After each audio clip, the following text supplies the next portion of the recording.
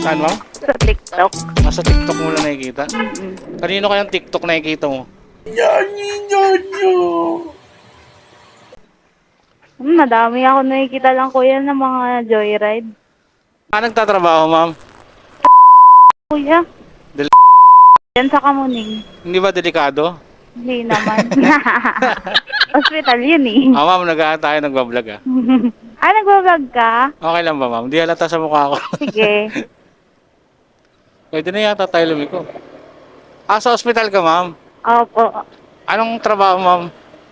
Admitting clerk. Ikaw yung sa harap, sa harapan. Oo. Alam mo? Ha? Ba't alam mo? Ano po, eh? Wala lang, napapanood ko lang sa TikTok. Ikaw yung kumukuha ng admission, yung mga information ng pasyente, di ba? Opo. Tapos ikaw din yung hindi papasukin pag walang down. Ba't alam mo kuya? Yung walang down, wala ka man down sa ospital, tsaka ka na bumalik. Tama ba, ma'am? Tama. Siguro na ano mo ako doon. Na Siguro nagpa-admit ka tapos sinungitan kita doon. Hindi, parang ikaw yata, ma'am, yung reklamo sa tulpo. Ayaw i-admit yung pasyente dahil walang pambayad. Alam na alam ni kuya. Saan pupunta ngayon? Yan lang, sa tabi-tabi. Uy, parang alam ko yung tabi-tabi na yan, ah. Bakit ka pa may dalang baon, ma'am? Pwede naman umorder ng pagkain. Hindi, bibigay ko yan eh. Bibigay mo? Mm-mm. Bait naman ni ma'am. Sa bahay niyo ba yan? Bahay ko yun kuya. Tapos yung itong kupang, tabi-tabi lang. Ang tabi-tabi lang.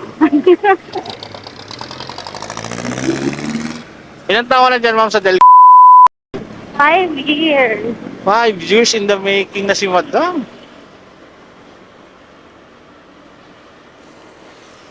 Grabe, traffic agad, oh. Kaya nga eh. Kala ko pa naman wala kasi leg ko. Alam mo lang yun, ma'am. Hindi mo ba alam?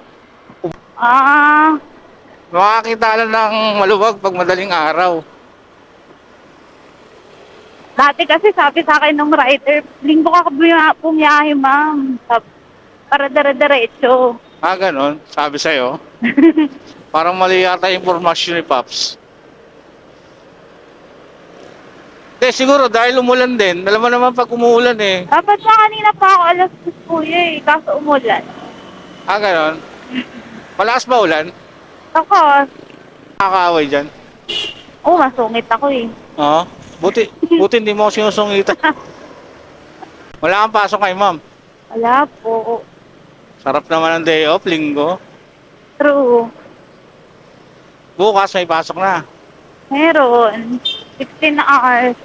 16 hours ang duty ng isang 8 hours lang kuya, kaso pag may nag-leave. So parang nire-ready mo yung sarili mo. Galing ah.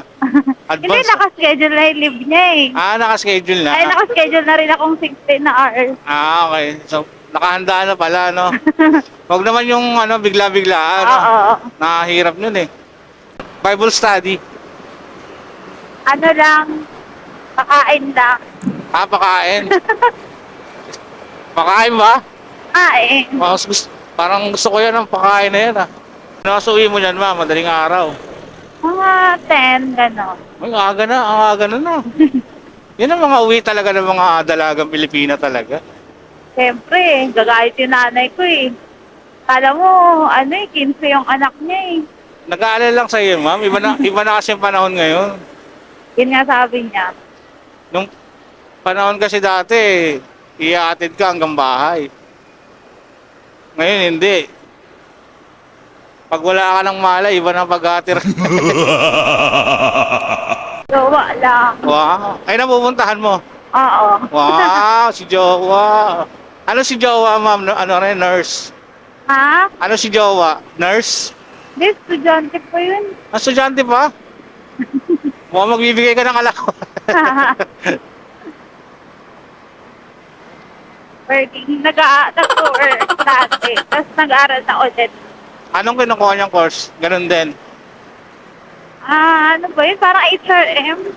Ah, Sa foods pala si Jowa. Balak magbarko. Balak niya nga mag-ano, cruise. Oo nga, mga ganyan, kasi dalawa lang yan. Dati kasi, pag mga ganyan gusto mag-work sa hotel. Ngayon iba na. Pag mga ganyan course, gusto mag-cruise ship, magbarko, yan. Tapos pag nursing naman, gusto mag-abroad. Wala ka, mababa kasi sahod ng nurse dito eh. Yun nga lang. Tapos ikaw ba magbabayad, di ba? Pag mag-OJT ka. Oo. Ganun pala yun, no? Si Jowa, ma'am, nagmumotor din. Opo. Dapat bilang mo rin siya ng ganyan, no? Yung ganitong, intercom. Para nakapag-usap kayo. At tatay ko, pabibilin ko nito. Oo, maganda yung ganito, ma'am. Ang tawag dito, ma'am, Fridcon, intercom. Magkano ganito, kuya? Meron siyang affordable, 2.5 lang. Maganda na. Ganito na, makapag-usap kayo. Kasi naman nagsisigawan kayo, di ba? Oo. Oo. Itong gamit ko is R3. Medyo may paano nga lang, medyo price nga lang. Pero kayang-kaya mo to, ma'am. Kasi kasama na camera dito. Kasama na. Meron yan, yung gamit mo hindi siya, wala siyang camera. Pero meron siyang mga music sharing. Dalawa tayo makikinig ng music, pwede. Oo. Kunwari, nagra-rides kayo ni Jowa, tapos nagmumuni-muni kayo. Maganda to, ma'am, sa mga long ride. O kuya, pag tatagaytay. Tatagay-tay kayo ni Jowa, usap kayong dalawa. Ano to, ma'am, pwede to sa kunwari, tatlo kayo nakamotor, pwede kayo mag-connect-connect.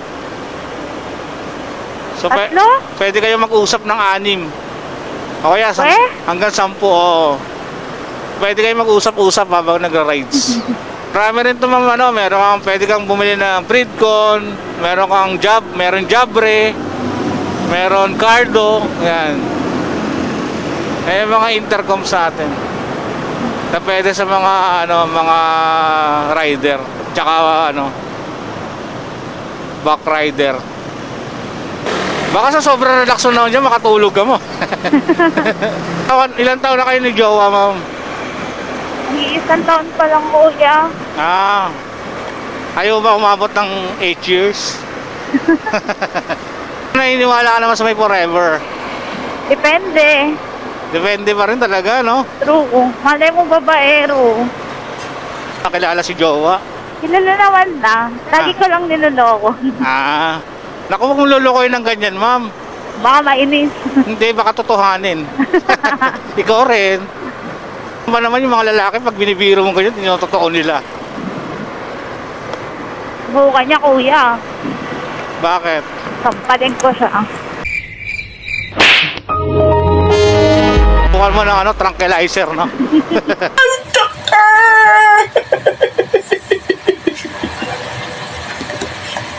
Kaya nga ako, tamad kasi ako mag-commute. Kaya ako naghanap ng malapit lang sa bahay. So, gusto mo na yung walking distance lang. 3 kanto lang yun sa bahay namin eh. Oo nga, problema niyan, baka nalilate ka pa. Yun lang. Nalilate ka pa? Oo, kuya, noon. Na-memo pa ako. Oo. Siyempre, isipin mo, malapit lang naman ako. Mamaya na ako kikilos. Oo, ganun kasi mindset natin no? Oo. Mamaya na, another 5 minutes. Pero pag Korean novela yan, mga pinapanood. Isang episode pa, isa. Oo. Di ba? Hanggang na yan, no? Madaling araw na pala, oh. Alas 4 na pala ng madaling araw. Mga Korean novela, sarap na, ang bilis maka-ibag eh. Maganda kasi yung kwento, kuya. Hindi katulad dito, ulit eh. Maganda naman ang kwento ng mga Pinoy Lagi na lang nawawala yung anak. Anak pala ni ganito. Tapos yung tatalo sa ilog pag ahon tuyo. Oo. Ganon. Sa Korea, di mo mahuhulaan eh. Sa Korea naman, wala namang magandang ending eh. Laging katapusan ng ending ng Korean, nasa kalsada. Mula na. Yan na, inabutan na kami ni ma'am. Na-wet na si ma'am. Wet ka na, ma'am? Wet na? pa masyado. Pa yan. Eto na, liligo na tayo. Sayang, lapit no. Tinuloy pa niya yung ulan. Kaya nga eh. Huwag tayo dyan kasi ano yan eh.